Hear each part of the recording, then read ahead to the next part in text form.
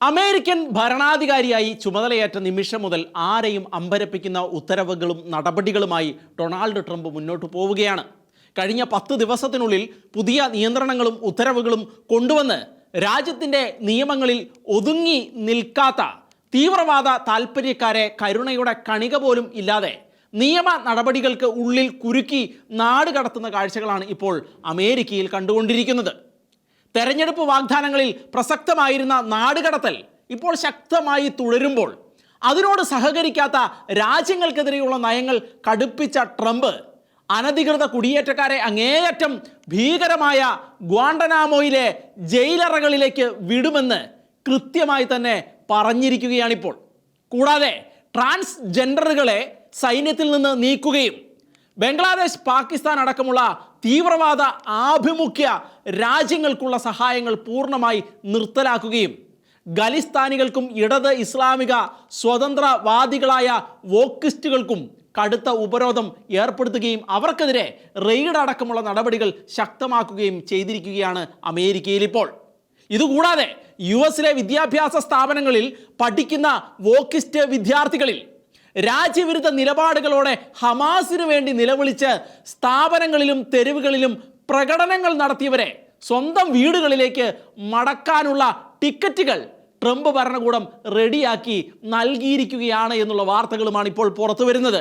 Israel Hamas യുദ്ധം നടന്നുകൊണ്ടിരിക്കുമ്പോൾ മനുഷ്യാവകാശം പറഞ്ഞ് ഇരവാദത്തിൻ്റെ എക്കോസിസ്റ്റം ഉയർത്തിയ സാർവലൗകിക പൊളിറ്റിക്കൽ ഇസ്ലാമിസ്റ്റുകൾ ലോകമെങ്ങുമുള്ള സമാന ഹൃദയരെ ഇളക്കി ഹമാസിന് വേണ്ടി നിലവിളിക്കാൻ വിവിധ രാജ്യങ്ങളിൽ ഇറക്കുന്ന സാഹചര്യമുണ്ടായി.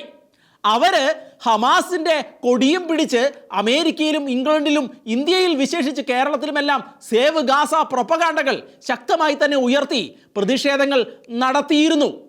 ഇടത് സർക്കാർ ഭരിക്കുന്ന കേരളത്തിലെ ഹമാസ മാനസന്മാർ ഒരു പടി കൂടി കടന്ന് മൂത്ത ഹമാസ് തീവ്രവാദി ഖാലിദ് മാഷലിനെ തന്നെ മലപ്പുറത്തെത്തിച്ച് തീവ്രവാദം കേട്ട് ആവേശം കൊള്ളുന്ന കാഴ്ചയും നമ്മൾ കണ്ടതാണ്. അമേരിക്ക അടക്കമുള്ള പാശ്ചാത്യ രാജ്യങ്ങളിൽ നിലനിൽക്കുന്ന അഭിപ്രായ സ്വാതന്ത്ര്യത്തിൻ്റെ പിൻബലത്തിൽ തദ്ദേശീയർക്ക് നിലപാട് എടുക്കാമെങ്കിലും പഠനമോ ജോലിയോ ലക്ഷ്യമാക്കി താൽക്കാലിക വിസയിൽ വരുന്നവർ അത്തരം കാര്യങ്ങൾക്ക് തുനിഞ്ഞാൽ കടുത്ത നടപടി നേരിടേണ്ടി വരുമെന്ന കാര്യം ഉറപ്പിച്ചുകൊണ്ട് 2 ഉത്തരവുകളാണ് ട്രംപ് ഇപ്പോൾ പുറത്തിറക്കിയിരിക്കുന്നത്.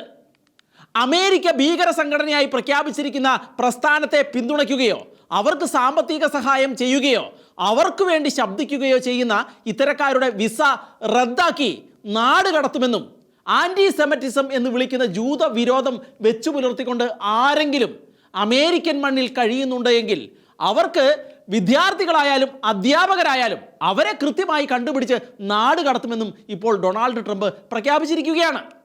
ലോകത്തിൻ്റെ ഇരുണ്ട കോണുകളിലുള്ള ചില ഭീരുക്കളുടെ സിരകളിലൂടെ ഇപ്പോഴും യഹൂദ വിരുദ്ധതയുടെ വിഷം ഒഴുകിക്കൊണ്ടിരിക്കുകയാണ് എന്നും, എന്നാൽ ഇന്ന് യഹൂദ വിരുദ്ധതയ്ക്ക് ഒരു പരിഷ്കൃത സമൂഹത്തിലോ ഞങ്ങളുടെ വിദേശ നയത്തിലോ അമേരിക്കൻ ഐക്യനാടുകളിൽ എവിടെയെങ്കിലുമോ സ്ഥാനമില്ല എന്നും ഞങ്ങൾ പ്രോമിസ് ചെയ്യുന്നുവെന്നും ആശങ്കകൾക്കിടയില്ലാത്തവണ്ണം ട്രംപ് പ്രസ്താവിച്ചിരിക്കുകയാണിപ്പോൾ.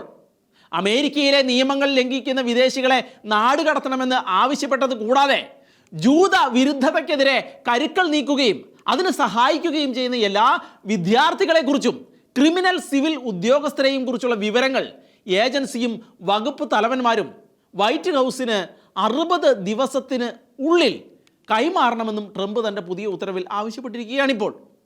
പലസ്തീന് വേണ്ടിയാണെന്ന മട്ടിൽ ഹമാസിന് വേണ്ടി ശക്തമായ പ്രതിഷേധങ്ങൾ സംഘടിപ്പിക്കുകയും ക്യാമ്പസിലെ വസ്തുവകകൾ അടിച്ചു തകർക്കുകയും അധ്യാപകരെ ഭീഷണിപ്പെടുത്തുകയും ജൂത വിദ്യാർത്ഥികളെ ക്ലാസ്സുകളിൽ പങ്കെടുക്കുന്നത് തടയുകയും സിനഗോഗുകളിൽ പ്രാർത്ഥനയ്ക്കെത്തിയവരെ ആക്രമിക്കുകയും സ്മാരകങ്ങളും പ്രതിമകളും പതാകകളും നശിപ്പിച്ചതും അടക്കം നിരവധി കുറ്റകൃത്യങ്ങളാണ് വസ്തുനിഷ്ഠമായ തെളിവുകളോടെ ഇവർക്കെതിരെ ചുമത്തപ്പെട്ടിരിക്കുന്നത്.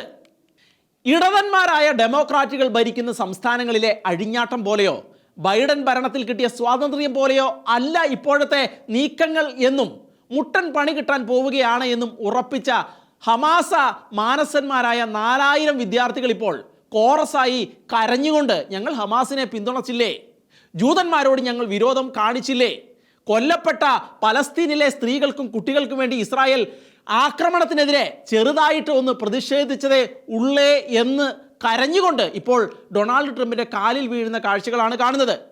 അതിൽ ഇന്ത്യക്കാരും മലയാളികളുമായി വിദ്യാർത്ഥികളും ഉണ്ട് എന്നാണ് പുറത്തു വരുന്ന വിവരങ്ങൾ. പക്ഷേ പറഞ്ഞിട്ട് ഒരു കാര്യവുമില്ല. പഠിക്കാൻ വന്നവൻ പഠിച്ചിട്ട് വീട്ടിൽ പോകണമായിരുന്നു. അന്നേ ഇവർക്കെല്ലാം മുന്നറിയിപ്പ് കൊടുത്തതാണ് ഇതുപോലുള്ള പ്രകടനങ്ങളും പരിപാടികളും അമേരിക്കയിൽ നടത്തരുത് എന്ന്.